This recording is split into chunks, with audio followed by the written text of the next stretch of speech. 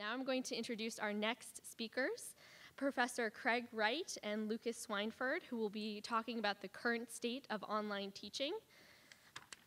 Professor Wright from the music department has been a leader of online education at Yale from his Yale Open course to thinking about Yale's next step in the future of online education. Lucas Swineford is the Director of Digital Media and Dissemination, and he has worked closely with faculty members across campus to take their courses online, and he was also instrumental in today's event and the technology support that we have, especially the Skype with our keynote speaker that's coming up later. So thank you to them, and I'll let them take it from here.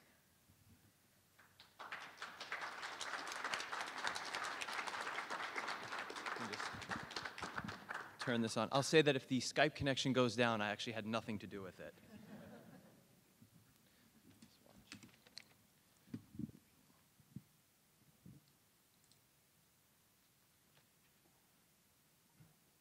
So let's see if we can get this set up properly here.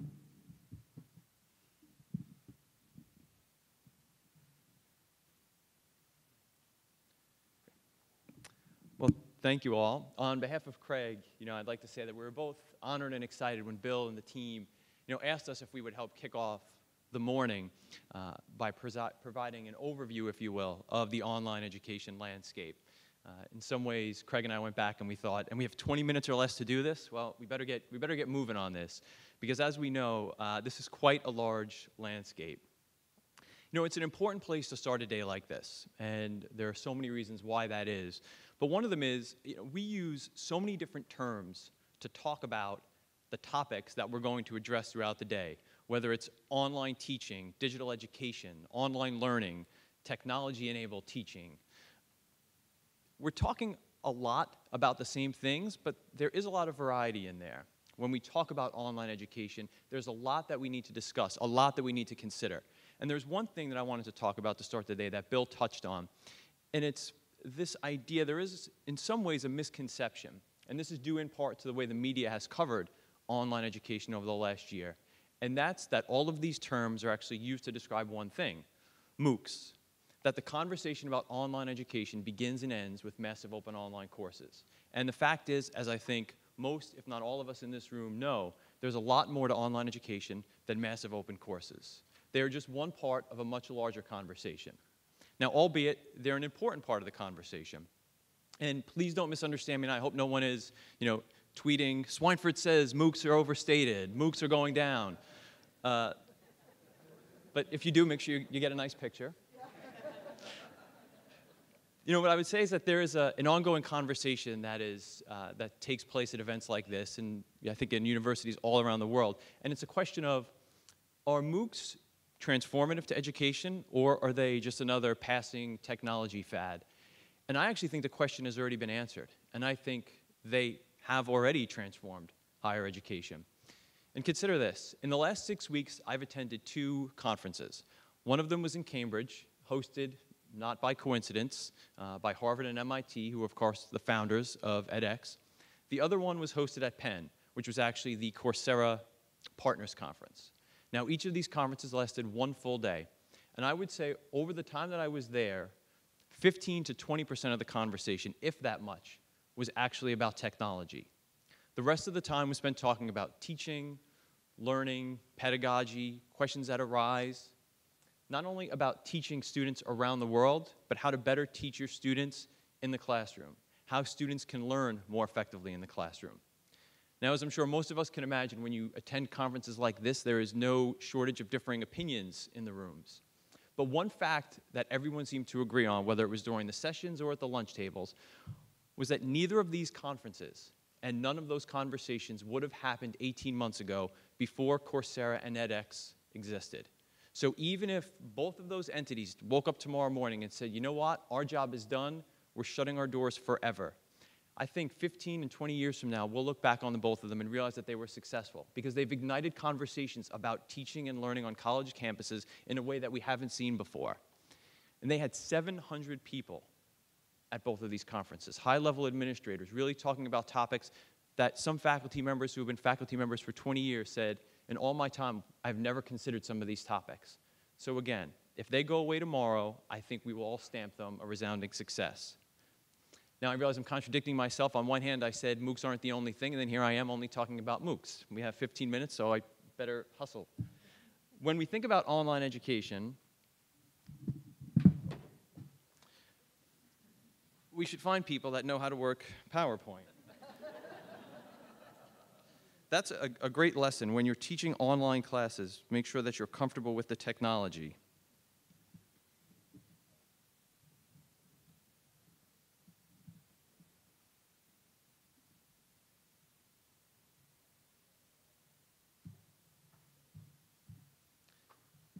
Is the slide, the thing that you hooked in, the reason why this isn't advancing manually?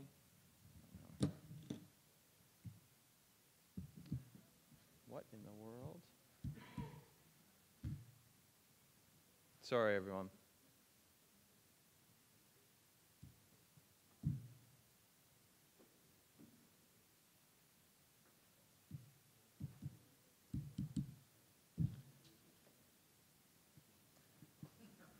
And you're probably thinking, and this guy helped us get the Skype connection going? Good luck.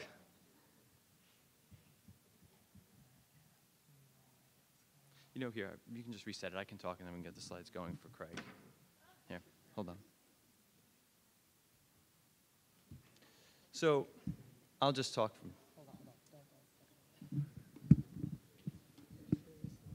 I'll do this while you guys are... Okay. Okay, I'll just step back. So when we think about online education, what would have been on the screen was a slide of a pyramid. And when we think about the landscape, if you will, of online education, that's how we like to think about it. At the base of the pyramid are what we would consider, informal, non-credit online experiences. So projects like the Open Yale Courses project, for example. Coursera and edX certainly live in the base of this pyramid. The idea at the base of the pyramid is that you're serving the most number of people around the world. You're openly and freely disseminating your educational content over the internet. Then as you move up the pyramid, what you're looking at are more meaningful and for-credit educational experiences. So for example, Yale Summer Online occupies a space higher up the educational pyramid. And as you would have been able to see, and as you can all visualize in your mind, when you think about a pyramid, obviously it gets narrower as you go up. And the reason for that, yes, okay, is that what you're doing as you move up the educational pyramid is your educational experiences are becoming richer. You're engaging more with students. You're teaching more. You're interacting more. But you're also serving less. And of course, that's by design. Now, what we're seeing from universities around the world is that they are taking advantage of these opportunities up the educational pyramid by offering meaningful educational experiences that are for credit, also for professional certification, and in more cases, actual online degrees. And if we looked at the colleges and universities that are taking part of in these topics, you would see all of our peers, Stanford, Harvard, MIT, Duke, are offering courses, certificates, and degrees, all for credit and all online. Now, at the very apex of the pyramid is, of course, residential education. And the question we ask, which we will talk about throughout the day with many of the great panelists, of how do we have meaningful experiences that integrate technology with what we're teaching in the classroom, with the students that we're teaching on campus. How are we using things like flipped classrooms or the integration of Piazza or virtual sections through message threads that are online to use technology in a way that enhances the teaching and learning that we're doing here in New Haven? Yes. So I am now going to hand it over to my colleague Craig Wright while I get his presentation up and running. Great. Okay. Lucas, are we going to go back to you, do you think? Or, well, we'll find out. You see why I like doing this. I get to work with Lucas. He's a really cool guy, a really wonderful young man. I wish he was my son. He's not, but sorry. My remarks, I was intending to talk mostly to graduate students. Usually, the first thing that you do when you speak in public is try to have a sense of your audience. So I thought I would be seeing mostly young graduate student faces out there today. And I see teachers, administrators, even deans here today. So I guess I've sort of misfired in an odd way. Now I want you to look at this screen, and I want you to look at me. Okay? Do I look like a radical sort of guy? No, I'm kind of like one of these guys, right? So the question is, what am I doing up here? How did this come to pass? We'll turn this off, or we'll go on to the next point. There we go. Okay. I woke up one morning and it occurred to me, this is happening. Whether it could be right or it could be wrong, whether online education really can develop critical thinking and better sense of morality, in a way, that's not the issue. The issue is this is happening, and indeed it has already happened. So that's what I want to talk with you about a little bit today. And I'm going to start with this particular slide here, and I guess this whole, from here on out, it really does prove the point that I'm a very boring, uninteresting sort of guy, because look at this, how dull this PowerPoint is. I'm going to posit that this online revolution is going to affect educational institutions in different sorts of ways. I'm going to say, for example, that the traditional small liberal arts school with fundamentally no graduate programs are not going to, and that whose core may be the humanities and who deliver education in the form principally of seminars are not going to be significantly affected by this revolution. Moderately affected will be institutions, I predict, such as our own. Why so? Well, Yale will want to remain a leader in the creation and particularly dissemination of ideas and best practices with regard to teaching. And we have an obligation to these young people that are with us today, to graduate students, to prepare them for the educational reality that they will face. And then finally, large institutions. We tend to see the world as Yale. Yale is not the world. I'm on leave this semester, and I had the pleasure of going around to a number of other institutions giving traditional academic lectures. And I was sort of shocked by what I saw. Shocked by my visit to the University of South Carolina, my visit to Old Dominion University, Penn State, for example. There, I saw the future in an odd sort of way. And what I want to do, I guess, is to sort of back up what Lucas just said. We tend to think of online education as these MOOCs, and they are indeed coming down from on top. But there's an entire industry there that is already there and has been there long before the MOOCs, and they're coming up in the other direction. They're building from within, and they're staying within their own institutions. Why do they have to stay within their own institutions? Why do they not take their own wonderful online courses and broadcast them all around the United States, all around the world? What's the reason for that? Money? No, don't think so. Copyright, oddly enough, copyright. They can't, yeah, but that's, I'm sure you'll get onto that kind of thing today. Okay, so we've got this back up. Well, put this up. Oh. I think for the AV purposes. Okay, we'll put that back up there. So you can see the numbers up here. I don't know, we were going to go to another slide. We may not do it now, but it's possible to go online and let's see if Lucas can magically take us to Penn State University. Who knows? What we will see when we get here is that Penn State, I'm not even sure it's not necessary, that's okay. Penn State is offering at the moment 65 online courses, 65 online courses. Say, okay, big deal, Coursera's probably got 65 online courses. These are 65 online courses for the students that are there at University Park. Okay? And about half of the student body, and I guess this is all we really need to see here given the time, we could scroll through all of these courses, how they pre-register, we can click on this link here and find out all the particulars of these courses. It's very sophisticated. They are currently serving 47,000 matriculations each semester. About 1/10 of the entire curriculum at Penn State is delivered online. These students do not go to a classroom. The course goes up, They can take the components of it at any particular time at their leisure, and they seem to like that, and can do so as long as they have proper connectivity. And then it goes down at the end of a particular period as well. Now, if it's already 10% at Penn State, one can rather intelligently judge where this is heading. What's the point of talking about Penn State today? Lucas and I were chatting about this yesterday. If you add up all of the undergraduate students in all of the Ivy League schools, you get fewer students than the number of undergraduates at Penn State. Graduate students, if you're a betting person, what are you going to bet on? That you're going to get a teaching job at an Ivy League school or Amherst or Trinity, something like that? Or are you going to get a teaching job in a service institution such as these massive state institutions? Obviously the latter. So that's where I'm sort of going with my remarks today, and we do want to keep an eye on the time. Yesterday, Don Kagan gave his last lecture. Anybody go to that? It was mostly for undergraduates. It's talked about in today's Register, and I'm sure the Daily as well. But that's the end of an era. Really is the end of an era. The end of the sage on the stage is what I like to call it, and someone else has already referenced that earlier today. We're going to have a new modes of teaching. I suspect seminars will be a lot different.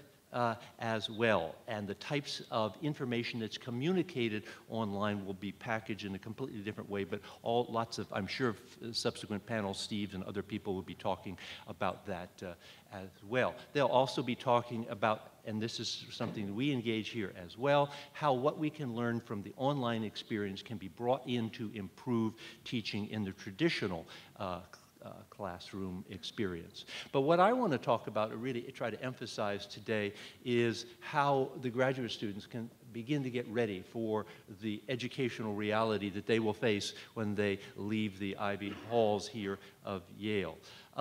When you go for your first job interview, they'll tell you, well, here's your dance card.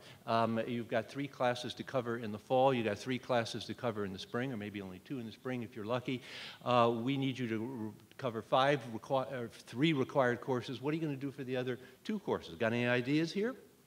One thing you might say, well, one thing I've been thinking about I can do for you is deliver an online course. And then you're going to have to be able to back that up with some specific information, how you would structure this, and what you could ask intelligent questions about what you would need and what the institution at which you're interviewing would have to supply for you in order for you to be a success here. So how can you get ready for this? How can you credibly put on your vita that you've had online experience or are interested in online education? Well, there's some very basic things one can do. Get familiar with a learning management system. One of those, Sakai, was already mentioned today. If you're a graduate student here, maybe as an undergraduate you had some experience with the largest of these, which is Blackboard. Our own learning management system, for better or for worse, is Classes V2, which is a little bit clunky, and we probably could benefit from something of an overhaul of that. And you can develop the particular specific techniques that are listed on the screen here. How can you get up to speed with the specifics of online course? Well, you could take a MOOC, and some of these even offer these MOOCs for certification. So you could say, yes, I've taken a MOOC, and I have a certificate in this, and that presumably would give you some credibility.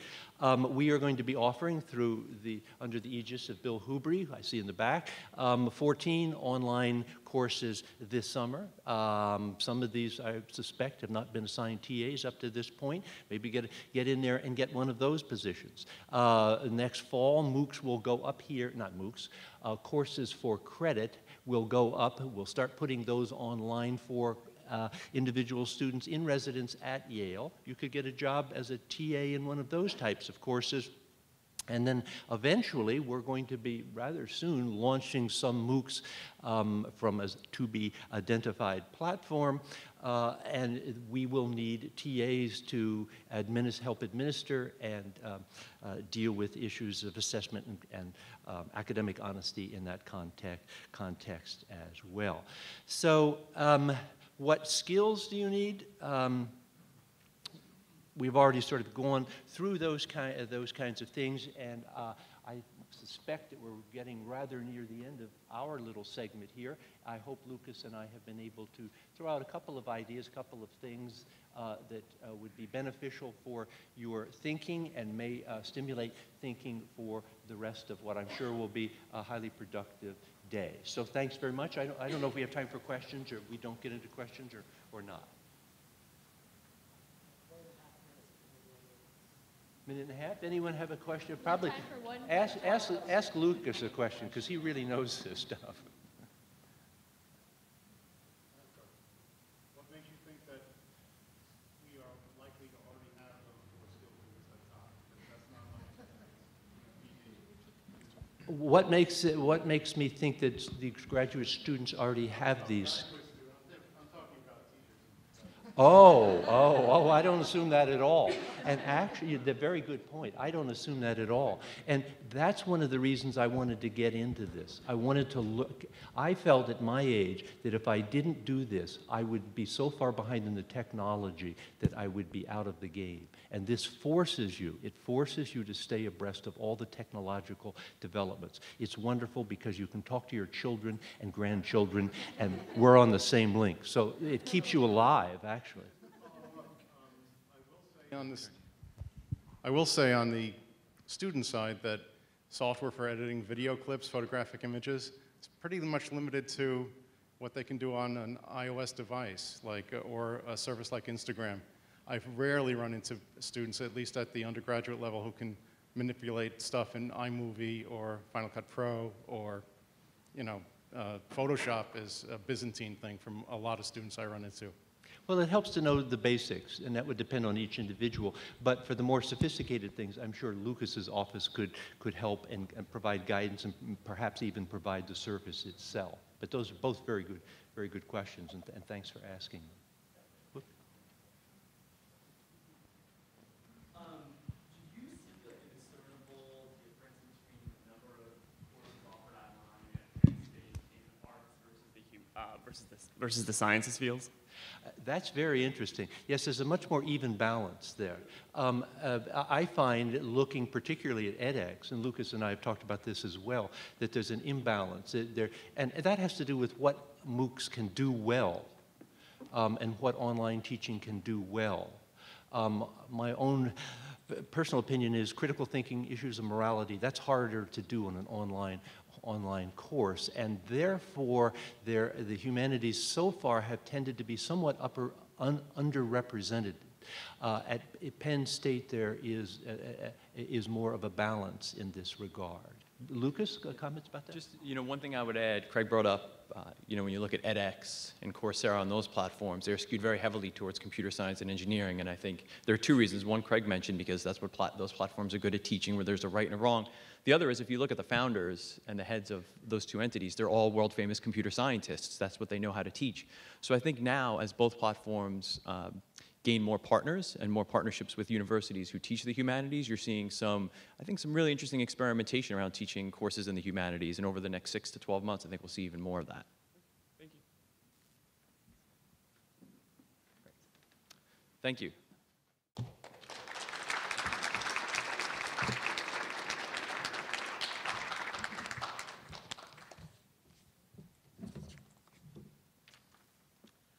Thank you very much to Lucas and Craig. I'm Christy Rudinga. I'm one of the associate directors at the Yale Teaching Center. And I'd like to introduce our first forum, in which we hope to explore some of the questions important to those teaching in the online classroom, such as, what aspects of your teaching are you most interested in preserving in an online format? And how did your experience teaching with online technologies change how you think about teaching? You have the speakers' bios in your program, and you'll see that we've asked each of these guests to speak because of their rich experiences with online education. The speakers can make their way to the podium.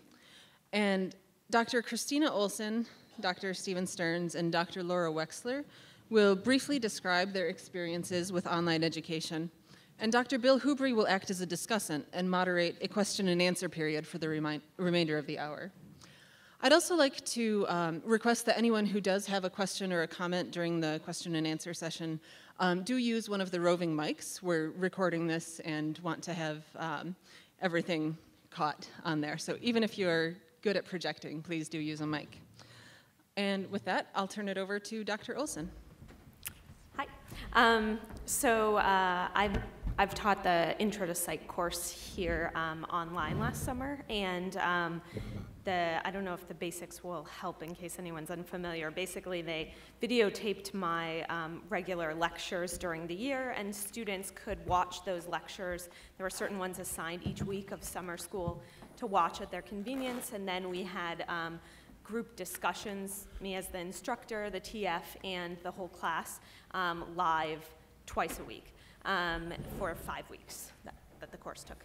I'm supposed to talk about how the online teaching has affected my kind of thinking about teaching, and I'm kind of going to interpret that question broadly. And I'll start by saying that in my field, social psychology, we have something called the status quo bias, which is we tend to think the way things are is the way they ought to be, and I'm as guilty of that myself as I think a lot of people are who are potentially new to teaching online. And so I think my idea was that I would go and try to make it exactly or as similar to my regular course as possible. And the way I typically think about Intro to Psych, like a lot of intro classes, is that the goal is to get the basic content down so that you can then take more advanced classes if you're interested and really engage with the material more deeply once you have that sort of foundation. And in some ways I still agree with that, but in some ways I think that having had a chance to actually teach in this new format has changed the way I think about my own class. And in particular, when I teach it during the year, I have 150 students, and there are no sections. So most of the work is kind of like I stand in front of a lot of people and tell them a bunch of things. And there's question periods where there's some engagement in that way. There's people interrupt and ask things, but there's not what we had in the online course, which I thought was really great, which was these kind of 2 sessions a week that was me and my 16 students. Now, there are many things that were different across the 2 formats. A lot more was learned each week because the class was shorter, and there were 16 students, not 150. And so one of the things that 2 things I found really successful in the online course. One was that I really loved getting to know my students. I felt like I could figure out who kind of came at questions from one perspective, who came from another perspective, could kind of come to anticipate the way they would interpret each week's material. I got to know them a lot better, and so in some ways I felt like they learned a lot more. I also really learned, that was the first time I had used online forums where they could kind of talk to each other in a forum. I actually required that as part of the class. They got points based on the kind of questions they brought to the group and their responses to each other. And it worked so well that I decided I was going to bring that to my real life class.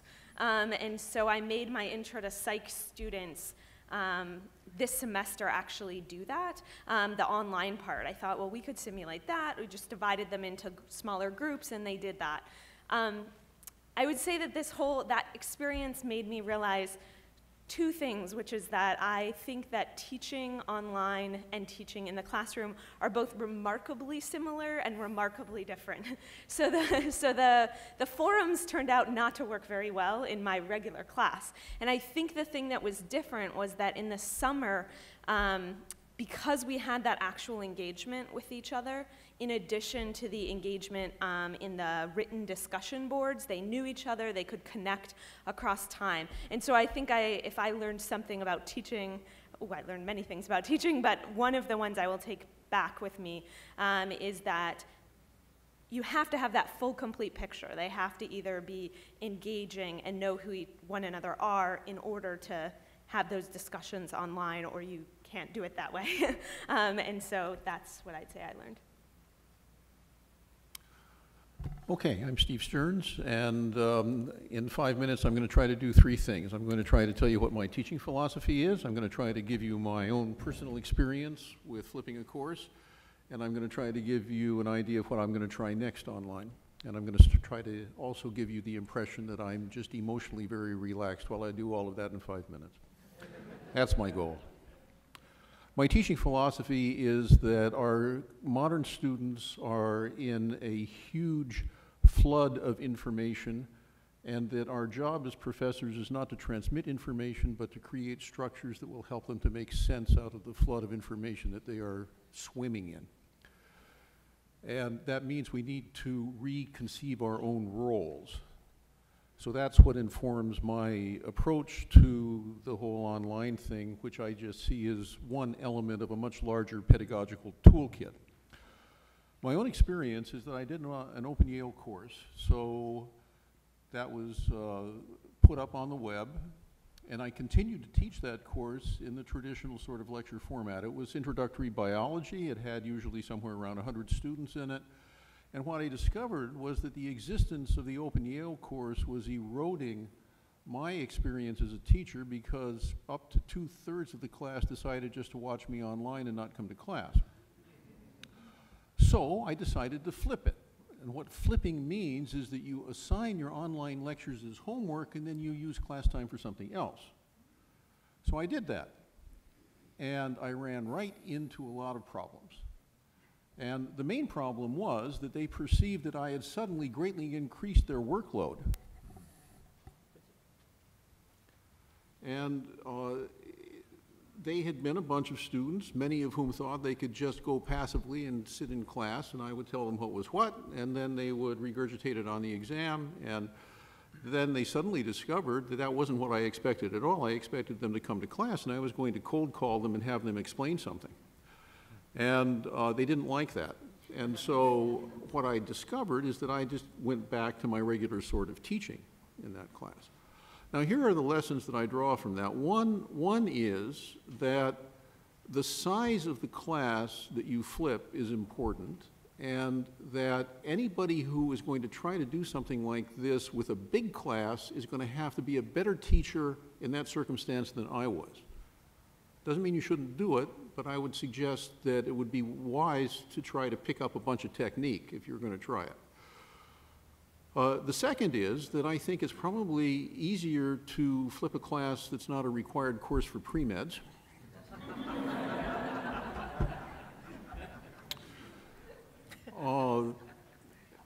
And the third is that if you're going to flip a class, don't leave your lectures as you conceived of them in the traditional lecture format. So that then lets me transition into what I'm going to try next.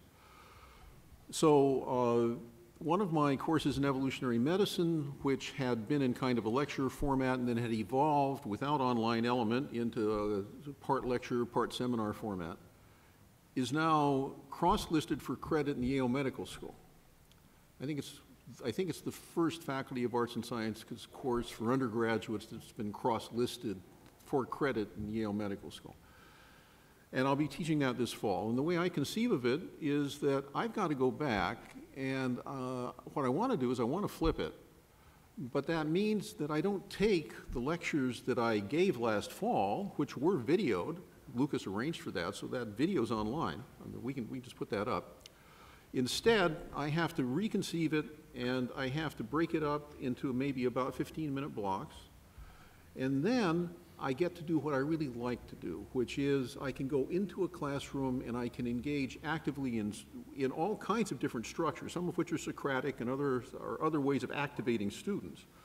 But then all this transmission of information business is done out of the classroom, and the classroom becomes a very active place.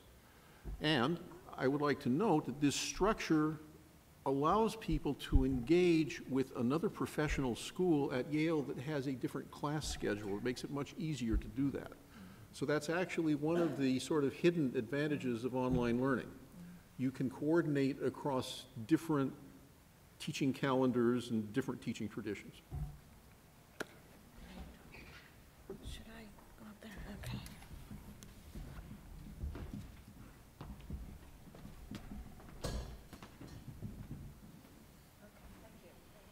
I'm going to try to go through what to do. Okay. I'm a historian of photography, and I've been using online materials, digital photographic materials, ever since it was possible, really fairly easily to do that. And I'm going to come at this question somewhat differently because my experience with online teaching, aside from the regular things that I've always done with photography, kind of reverses what I've heard people talk about today, which is taking a course and putting it online. Actually, what I'm doing online, what I'm developing online, came from inside a regular course that I was teaching. And if there's any key takeaway point that I'd like you to get from my short description right now, it is that it's the team that counts in the development of this way of teaching. It's the team. The most valuable thing I did was to put together and hold together a team. So with that said, I was teaching a new graduate course in the new program in public humanities here at Yale, and one of the students, Lauren Tilton, wanted to do a paper on the FSA, the Farm Security Administration Office of War Information photographs. This was a project of the Roosevelt administration during the Depression and into the first years of World War II. There were 176,000 photographs taken. Those photographs are the property of the United States government. They're online at the Library of Congress. I had worked with them actually for years. Because they are the Library of Congress, most of them are not copyright protected. But when they were first cataloged, and you'll recognize some of these are our most famous and beloved and photographs from the 20th century, and they've pretty much formed our idea of the Depression, actually. When they were first cataloged, this way. This is the cataloging team under Paul Vanderbilt, and they looked at as many photographs as they could, and they wrote handwritten kind of metadata cards for these. It used to be that, and I'll show you a picture later, it used to be that you had to go to the Library of Congress and open a drawer and pull out a card with a photograph on it. Then the Library of Congress really heroically digitized them and put them online, and there have been several succession digitization projects. But they're not searchable the way we're used to searching. The categories under which the photographs are now arranged are things like fruit trees, old men, people out of work, stuff like that. So if you want to really zero in on a question about life during the Depression that can be illustrated, you can't really do it. You cannot go through 176,000 photographs, and you can't really search very efficiently. So this led my student, Lauren Tilton, to propose a grant to the National Endowment of the Humanities, and along with Ken Pankow, who is in instructional technology, academic instructional technology, Stacy Maples, who is the head of the GIS mapping unit at the Sterling Memorial Library, a graduate student in statistics named Taylor Arnold, Lauren herself, who's a graduate student in American Studies, and myself, who's a professor here and a historian of photography. We proposed the Photogrammer project. So here's a picture of an old man, and here's the metadata that the Library of Congress provides. With this, we were able, with the work of this team, to locate on a map the place where every single one of these photographs was taken. Okay. Oh, sorry. Yeah. Now, all right. I'm just going to go through this really quickly. One of the things you learn immediately here is the FSA is known as a project about southern tenant farmers in the Dust Bowl. You can see that we know immediately now that that's not true. Okay. I talked a little bit. We were able to make the metadata much better. I'm just going to go through this really quickly. Then we were able to go through the numbers that the librarians had put originally in their filing system and ask what this little, ask what the numbers meant. Here's the original filing system, okay, and here's the categories that were made in the originally. And we were able to put this into a program that we've spent 2 years making and writing so that we could search by geographical place as well, okay? And we're able to put related photographs together. We're able to reconstruct series that were cut apart. We have now been able to map on a county level by density of photographs, and we can abstract from this of individual journeys or Route 66 or up the Mississippi. And so we are actually building the platform out of which the online teaching will come. I can't emphasize enough the value of a team. The most exciting thing has been to sit with a GIS specialist, the IT specialist, a statistics specialist, a graduate student, and myself. And that excitement is now, we just came back from a panel at the International Center for Photography that included ICP, the National Holocaust Memorial Museum, the New York Public Library, and ourselves. All over the world, in fact, institutions are interested in a structure that can penetrate what massive, often photographic data and other data, mapping data, can reveal. So this is public education. It isn't just here, and we're building it, and the next stage is to put it online. Thanks.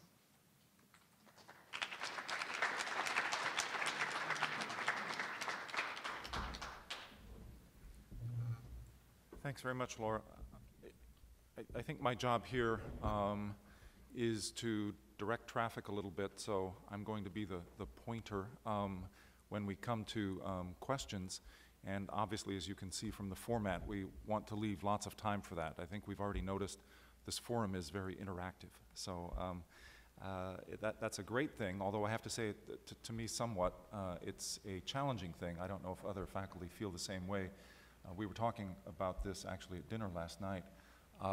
We sometimes have this great luxury of having a lecture of 50 minutes and we can pretty much say anything that we want, go off track, and that may or may not be beneficial to the students, but I think it does give us the luxury in a sense of being unfocused.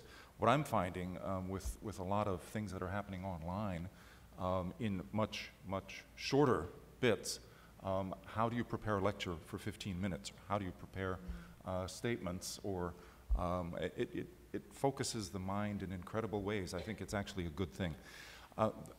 The other thing I'll just say by way of opening remarks before I open it up for questions, and as you can see, this is, I always tell myself I have a hard time shutting up and letting others, and especially students, speak.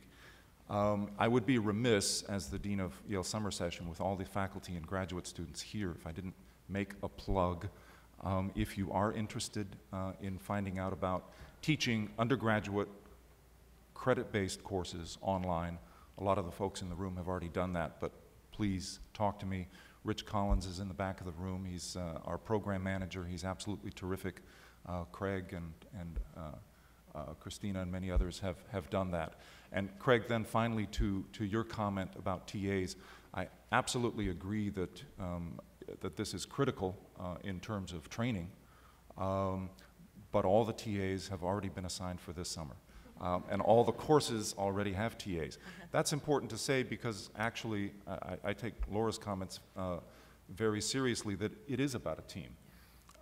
It is, first of all, an incredible expenditure of time and resources, and it takes a team to do that.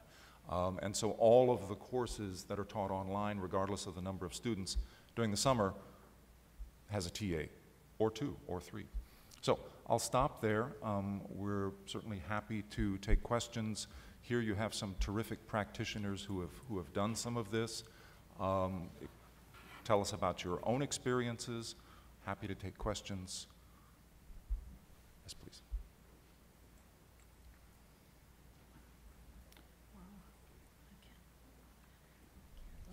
Thank you. First off, all your remarks were well received and appreciated. I feel somewhat the same pain. So my question's along the lines of assessment, more directly self-assessment about how we're doing. And the basis of that question comes from the fact that when my graduate work, I took online courses, mostly horrific experiences, primarily from technology, from content, and pedagogical views. So my goal in designing my course was the fact that I never wanted to have that happen to my students.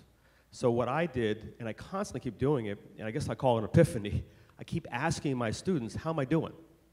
And it seems a bit odd that I keep doing that, but I do it from the standpoint of saying, I want to know what they're experiencing and is it good or bad, so I can modify things. So it's kind of built-in self-assessment along the way. Do you find yourselves doing that, reaching out, saying, hey, give me a little heads up? And the way I do it is weekly chats. And I tell the kids, the door's closed, you can say what you want, we share, we learn. I'd love your observations and comments on how you assess yourself in the process. I actually do that in both my live class and my, well, I guess they're both live, but my online course and my more traditional class. But I try to do it anonymously, so I send out an anonymous Google survey partway through, and my students can fill it out and I'll never know who they are. And I feel like that way if they have negative things to say, they're probably more likely to say it. I actually use that for a few reasons. One is that it gives me great data. It also, I like to then present the data back to the students. So for instance, I ask them questions like, do the lectures tend to move too fast or too slow? Or is the amount of work too much or too little? And part of the reason I do that is also to let them see that their perspective might not be the only perspective. So I often find, for instance, that half of people say my class is too fast and half say it's too slow. And so by showing them the data, they can understand why I'm doing things in a certain way. But also, sometimes the same thing comes up over and over again, in which case I tell them, you know, many of you have raised the issue that we're having connection problems or whatever it is. And then we can kind of address that or talk through how to address it. So, but I don't see that as a difference between my online class and my other class. You know, in classes V2, we have the option of anonymous comments. And I always make that available when I'm using classes V2. I find the students don't actually use it very much, but once in a while it can send in a useful corrective signal. I have the luxury now when I'm moving into a part of my life where I can pretty much just teach small courses the way that I want to. And in that context, it's not a problem because I get to know the students so well that they just tell me. Yeah. Yeah, that's the best way. Yeah, I've chosen for the past number of years to teach small seminars, even though I've been asked to turn them into large lectures, and I would think about it, in fact, with this technology. But right now I'm in a development stage, and I prefer to do that with a class which is another kind of a team.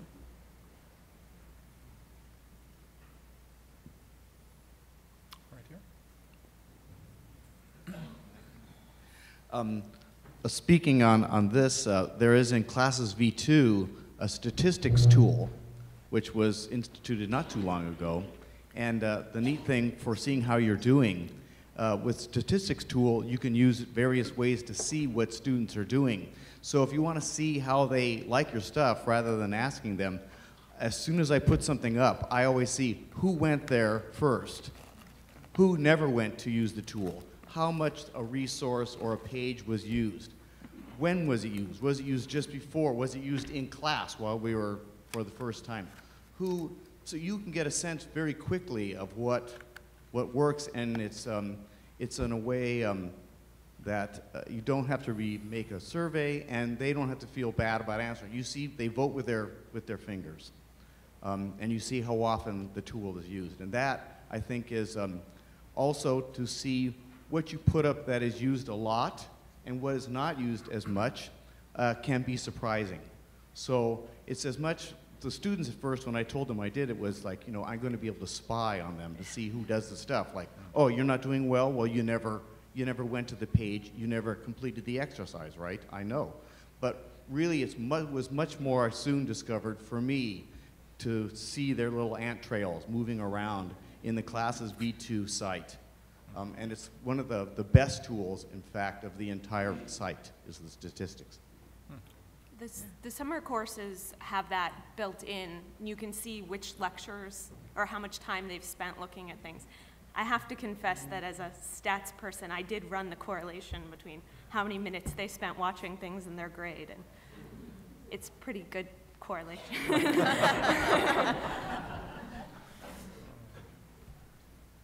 Yes. You mentioned the size of the class and the decision of whether or not to flip the class. Can you elaborate more on that? Yeah, I think the problem is if you just take a traditional lecture course that has a lot of students in it, and you videotape the lectures and you put them up online, and you ask the students to see your lecture whenever, and then you use the class time for something else, and you walk into a class that has 100 students, and you are a faculty member who's spent 20 or 30 years giving big lectures, and you haven't been thoroughly immersed in all of the pedagogical techniques for activating a room of 100 people and making them feel comfortable and getting them active and engaged, then you're on a learning curve. And there are ways of doing this. I mean, you know, there are clickers, and you can have little short answer questions, and you can do what Bill did, which was please turn to your partner for 5 minutes and discuss. There are a whole, you know, bunch of tricks that you can use. Most of us don't know them. Most of us who have been traditional lecturers haven't been steeped in them. And if you just go in fairly blind without preparing yourself and getting some adult education in how to be that kind of a new teacher, the probability of failure is fairly high, I think, in a large course. In a small course, it's so much easier to correct. And actually, I think that for me, the greatest promise of having a videotaped lecture or a videotaped presentation, wouldn't necessarily be videotaped, it'd be done with some modern software. You sit down and you talk into your computer and you have some software to put your PowerPoint slides in at the right point, and you assign an exercise and a break and that kind of stuff. And they all go do that, and then they come into class with that background. You're liberated to do new and creative, real-time, bricks and concrete stuff in the classroom, which is where I think the students actually gain the value of going to a university, because that's where they engage with your mind and you engage with their minds. That's where they get the emotional seal of approval that a professor can give to a young person, and they start to value themselves more. And that's not the kind of emotional connection that you can get through the computer screen. So I think that to the extent, for a place like Yale, for our teaching here, I think to me that's the most promising thing. It may be a way to allow me to do more of what I really like to do. I think that my online course, my Open Yale course, is doing a totally different thing for a completely different audience. It's being used all over China to teach introductory biology. Open University in England managed not to have to hire a lecturer to teach introductory biology because they used my online course. You know, stuff like that goes on. And I can see a place for that, but when I think about the values of the sort of education that I had and that I want to transmit, it's the liberation to do something creative in a small classroom in real time that I think I find most attractive. There are many other things that go on, right, in online teaching, but that's the one that at the moment I'm excited about.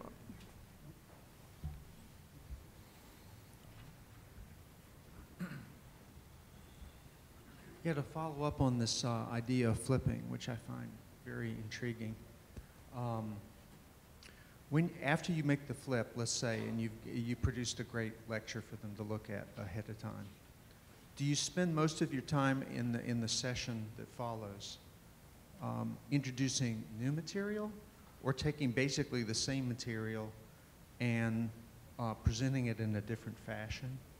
In other words, and I mean, you did get that complaint from the student that it means that you're giving them more to do or to be responsible for. So I'm wondering if there are different ways to use that time, whether it would be best to introduce new material or to take that material presented and present it in a way that maybe if they were stuck on some points, you could make it clarify. Well, I haven't actually done what Mazur, the Harvard physics professor, did, right? What he did was he had everybody in the class do online stuff before they came into the class, and then he presented them basically with tests and with multiple choice answers, and they had clickers, so in real time he could see the distribution of answers, and then he could see, oh, they didn't get that point, so then he might break in and give a little 5-minute lecture on the thing they weren't getting, and then he'd try another one and go through dynamically that way. That's one model. And I tried to do a little bit of that, and I wasn't very good at it personally. He's very good at it, okay? And so you've got to figure out something that you're good at and that works for you in that big context. But I'd like to give another example that's at another extreme. So I have a bunch of PowerPoint lectures, okay, that are prepared. And they're based on certain books and readings. And this semester I was teaching a course that had 2 students. And after we got comfortable with each other, I'd put my lectures up online and say, here's my PowerPoint lecture and here are the readings, and then go into class and say, okay, you give me my lecture.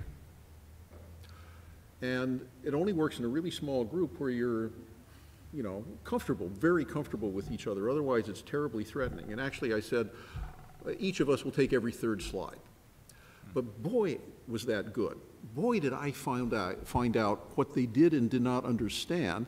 And I got very good feedback from them. They thought this was one of the most interesting things they'd ever done. And I think one of the reasons for that is that I said, you're my colleagues, we're on the same level, you've got agency, we're all explaining things to each other, and I think that made them feel recognized. They then proceeded to work like hell.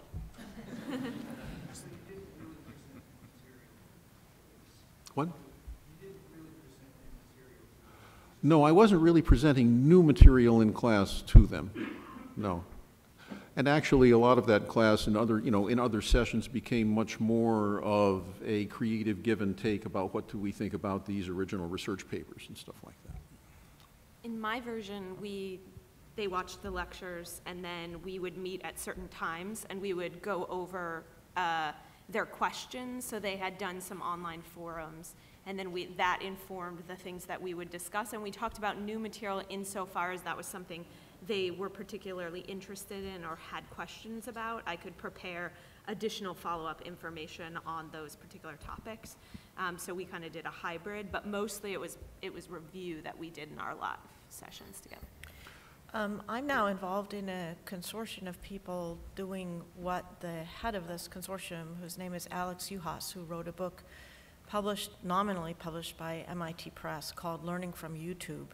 And she has renamed the MOOCs Dukes, Distributed Online Open Courses, because of this. It's a feminist group, and the idea is to a little bit question why we want to call this massive, when in fact it's still individual learning minds that we want to reach, even if there are a lot of them. So she's made that intervention, and we've been meeting online. And we'll meet together in person over the summer, and we're designing nodal courses. Parts of those courses will be created by the students, parts will be put up on the internet, and so, and parts will be specific to whatever campus the course is taught on. I'm doing media, gender media, popular culture, and sexuality. It's a course that I teach along with Inderpal Graywall. And actually we have some results of it in the teaching fair that will take place after the panel. So what I think is, it doesn't have to be one model. It's if you're thinking massively, even if you're thinking one massive semester, there are ways of breaking down the way you compose the course into different kinds of learning activities. And I suggest we don't think so massively, even though we're all impressed by the massive power of the potential to reach massive amounts of people. But I suggest we think locally and individually about the MOOC in order to get to some of these questions of technique and how do I transform what I know and what I'm practiced in doing to this fundamentally, I hope, revolutionary rather than simply a new phase of the same thing, kind of teaching. There was a question here. Yes, I teach a developmental class at a local community college, and I use Prentice Hall, and I have the students to go home, and when they go home, they look at the flip, and they come back to class, and they try the problems. And I utilize my time when they come back to class is to find out the mistakes that they made, what the clip didn't show, that I could revise that. And that seems to work with students that's taking developmental now.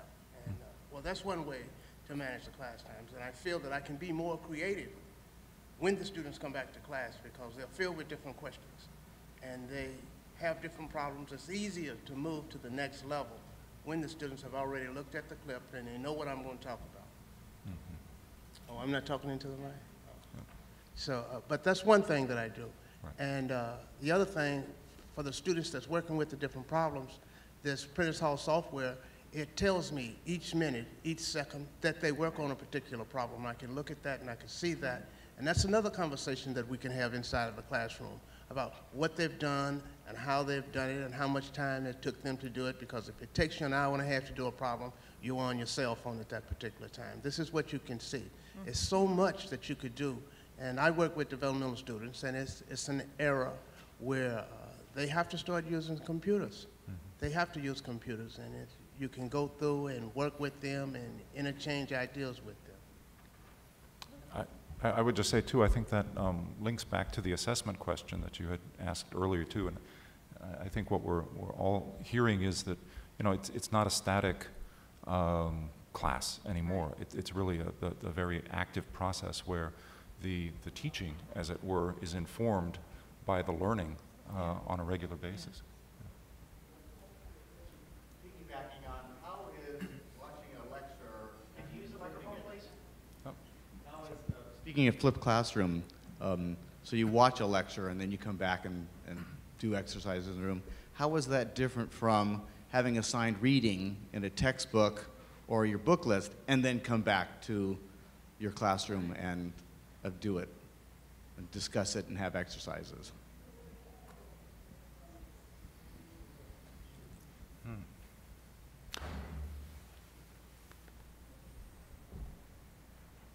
Probably the only two things that I can think of is that if the professor actually is dynamically learning and has some new insight which has gone up in that video, then there's some added value in that.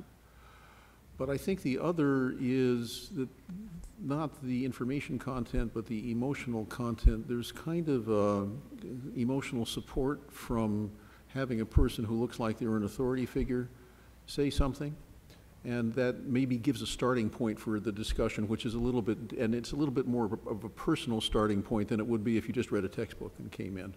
So I think there may be something there. I once gave a talk in Switzerland on the idea that in fact professors were not necessary. All that you really needed at a university was a room in which interested people would get together and talk to each other over a cup of coffee. And at the end of my talk they said, yes, but we needed a professor to tell us that. And there is some truth in that. How many of you in the room are graduate students? Okay. I'd like to briefly sketch something that's going on right now that you might want to think about. A group of students in my department, grad students and postdocs, has gotten together and they've decided that what they want to do is produce 15-minute online talks, one per student, one per postdoc, and it's going to be called Great Ideas in Evolution and Ecology. And each one will take one great idea. And they're going to put that up online. And it's going to be something that they do as outreach in New Haven high schools. So they'll go out and say, hey, here is a great idea.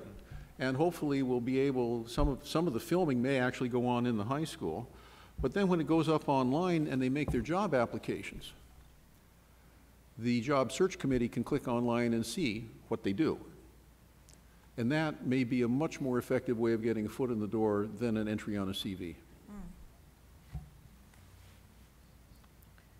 Hi, someone who is an administrator and somebody who has to plan programs and inspire faculty to think about new deliveries. It can be difficult at some schools. You have the blessing of being Yale with all the credibility in the world and all the expectations.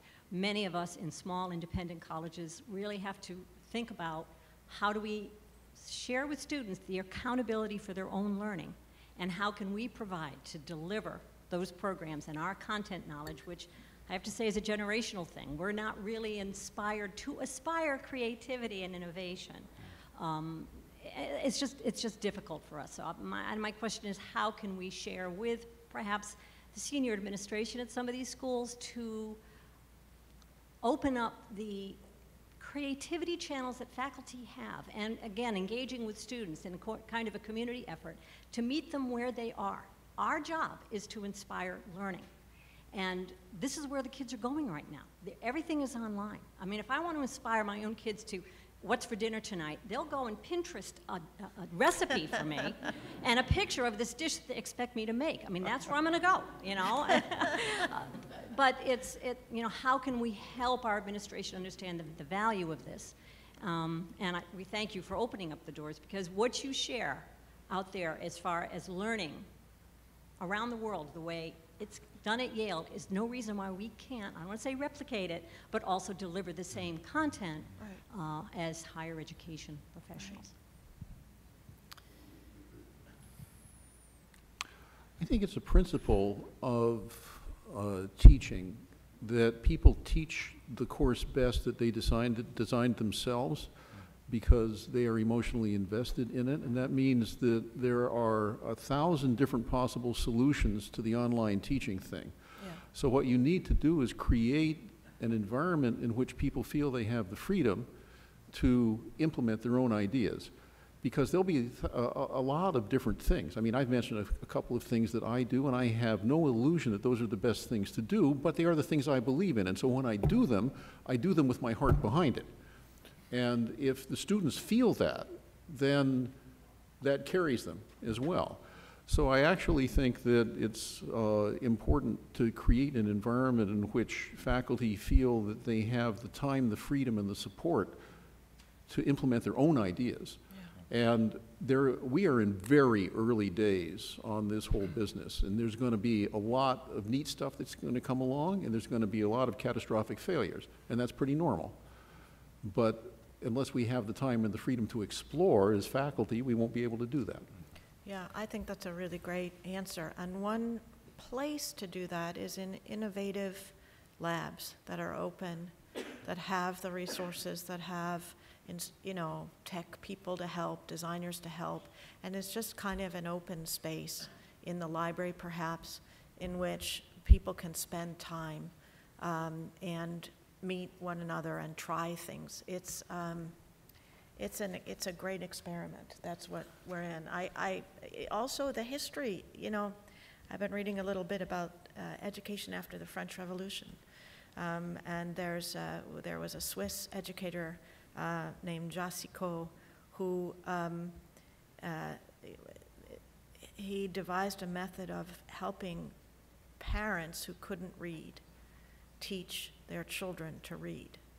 There's a way in which we are, some of us with gray hair, feel like the parents who can't read vis-a-vis our kids and what they can do.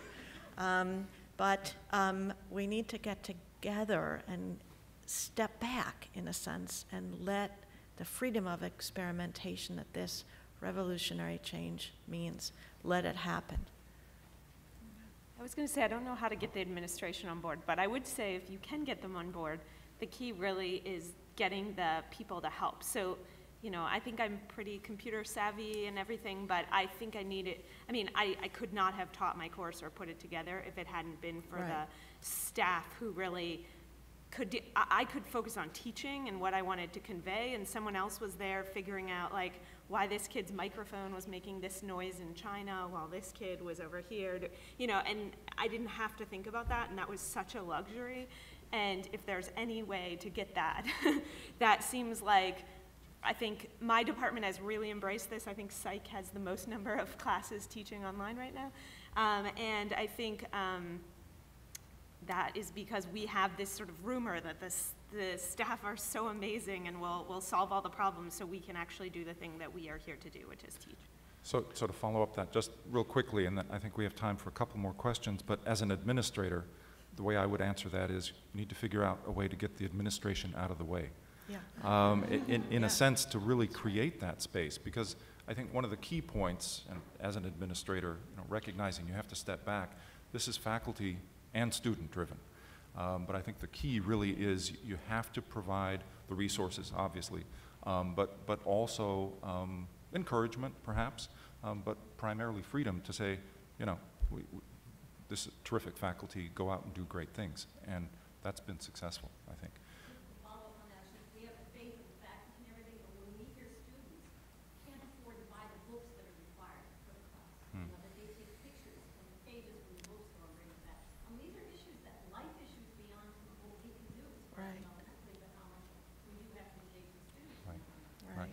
So we're going to take 2 more questions. We have time here in the front. Yes, this is going to sound a little bit out of context because I put my hand up several questions ago, but I wanted to comment on the question that was asked regarding how is the flipped model different from assigning your students some reading and then coming in to class to discuss it. This is not a new model at all. That's a seminar. That's what we ask our students to do in a seminar. But what the online videos offer is a way to get into the material that appeals to different modalities and different learning preferences. And this works, I think, very well for some fields, because what textbooks are really good at presenting is text. But not all fields are transmitted equally well through texts. I think that one of the reasons why the Khan Academy became as famous as it did was because it was focused in mathematics, where the traditional model of instruction was the instructor lecturing, working through problems at the board, and kind of hoping the students would follow along and gain skills in order to then go off and do them on their own. And we just heard from a mathematics instructor who uses the time in class to help his students work the problems, and because all of that didactic time is pushed outside of the classroom. And so I think that what the online videos can do is they can present the content in a different way that's multimodal, that's interactive, that can incorporate sound, can use animations, can rotate the diagrams, and can do those things that traditional textbooks can't do. Thank you. So I'm sorry, I don't know whose hand was next, but we can take 1, maybe 2 more. Who's in the back there?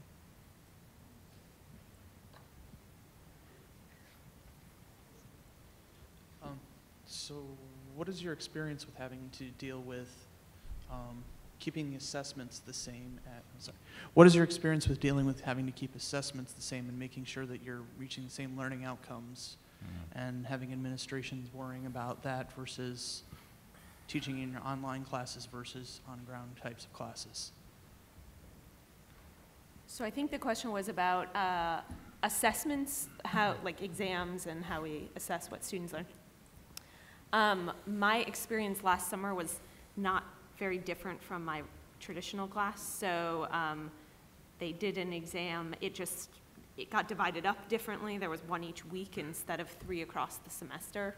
But they just completed it online. Actually, it was better for me because I was able to see which questions they all tended to do well versus not. So it actually, in some ways, was particularly useful for me for them to have done it online.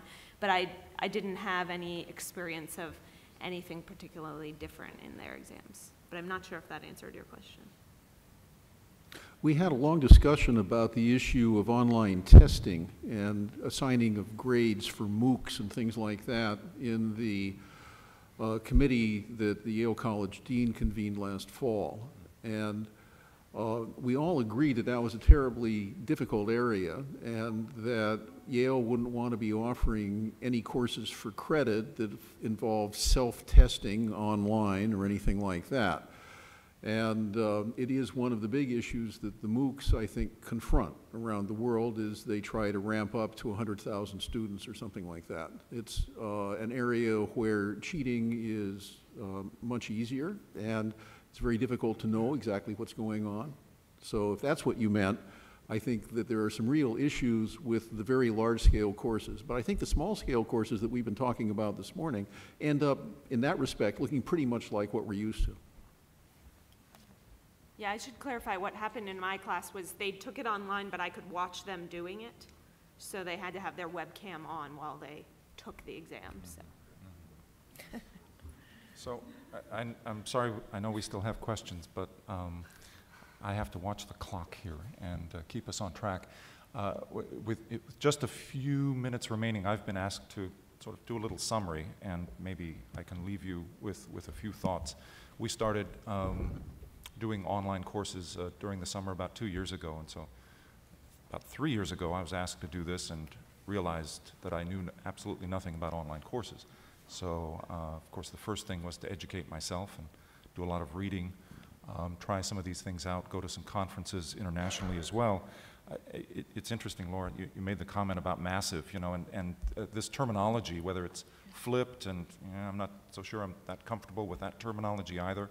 You know, massive comes from the massive online gaming universe, which is almost entirely male-driven, by the way. So I think that's an interesting point. And we start talking about massive, you know, I've heard also at conferences people say, well, you know, massive, I mean, yeah. World of Warcraft, that's massive, you know, when you have millions of players. But more to the point, I sort of wrote down 3 things that I've been thinking about, overarching ideas I think that maybe might be useful in the context of our conversation. The first, looking at this more from a student perspective, what I try to do when I teach a course is also flip my own thinking a little bit to say, well, what will that sound like to a student? How will that resonate? Am I reaching my students? From a student perspective, I think access, we've talked about a little bit, is an important concept, not just that we're sort of bursting the bounds of time and space in a bit, and we can talk about asynchronous versus synchronous and all of these sorts of things. There's an incredible amount of flexibility that we now have simply by being able to be everywhere at all times. A couple of examples which I think have been terrific in the use of this flexibility. Paul Bloom taught a course last summer. He happened to be doing research in Beijing. There's absolutely no, it wasn't about Beijing, it was a philosophy and psychology course. He was able to teach the course from Beijing. We found a good connection. His students, on the other hand, were scattered around the world, to include the United States. There is that little problem with the 12-hour time difference, but that's okay. Students stay up late anyway, and so if they're taking class at 11:30 at night, I don't have a problem with that, and they actually don't either. But we also have to understand that there are lots of different kinds of students now that we can reach that maybe we weren't able to reach before. Certainly within the Yale context, I think a lot of the discussion about online has had to do with professional education, professional schools, adult education, continuing education, and so forth, which is not really something that we do at Yale. So we, I think, are also thinking about ways to take our teaching of undergraduates or graduate students and making that accessible in some way to larger student audiences. The second point that I've got written down here, in format. We've talked, I think, a lot about not just MOOCs as a format, but in small seminar styles and how that works within the online context. There's this question out there, and I have to say, I think Peter Salovey asked me recently, so, you know, what do you think online education will look like in 10 years? Well, of course, I have an answer. This is obviously what everybody would like to know, but my feeling is that the answer is some sort of hybrid, that we will figure out how to use these tools to our advantage and to our students' advantage, so that it's not about using a MOOC or doing it online or not doing it online. We will find ways to use this most effectively, as Laura again demonstrated, I think very effectively. The digital realm and what we can do now by showing information online and how that helps learning is incredible. So I think we're all going to sort of start to think in different categories about, well, what part of this will work for me? And I'm going to do a little bit of this and a little bit of that. And I think that our classes will be much better for it and may in fact look much different than they do today. I'd like to be able to pronounce that the lecture is dead, but it's not. But who knows? I don't know if in our lifetime, but I think we're headed in that direction, at least in terms of what, I'm a medievalist, at least in terms of what we still actually do, which is very much a medieval model of the lectio, of standing up and essentially reading something to our students. And the last point, in the 30 seconds left, from a student perspective, what I want my students to have is a diversity of student learners in the classroom from whom they learn. I mean, I think this is something that, again, we talk a lot about at Yale. We believe in very strongly. Not only do we have terrific students, but we also need to remind ourselves again sometimes to step back and let them do the teaching and learning. And they do an absolutely amazing job. Online allows us to expand that even more so that we can bring not only lecturers and experts and other people into the classroom from wherever they might be, but we can bring students into the classroom from wherever they might be with different experiences from different cultures, different educational systems. And the students tell me that that is absolutely amazing. We've done some of this with study abroad, of course, that this is another kind of internationalization, I would argue, of the classroom, that we can now literally look around the globe and find absolutely the best students for our own classes and our own experience. And my very final point, which I have here, is to remember to say, I believe at least, the basics of good teaching and learning stay the same. I'm really looking at all of this technology as a kind of tool, but what we do in the classroom, whether it's virtual or not, synchronous or asynchronous, what good teaching and learning is really stays the same. So thank you all for your attention, and we look forward to further discussion.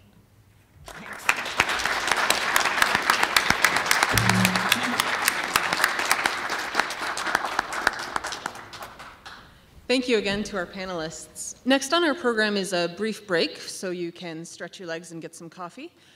When you return, if you could try to shuffle into any open seats in your row, that would be much appreciated. And we are going to start our next panel promptly at 11. So just mind the time, and thank you very much.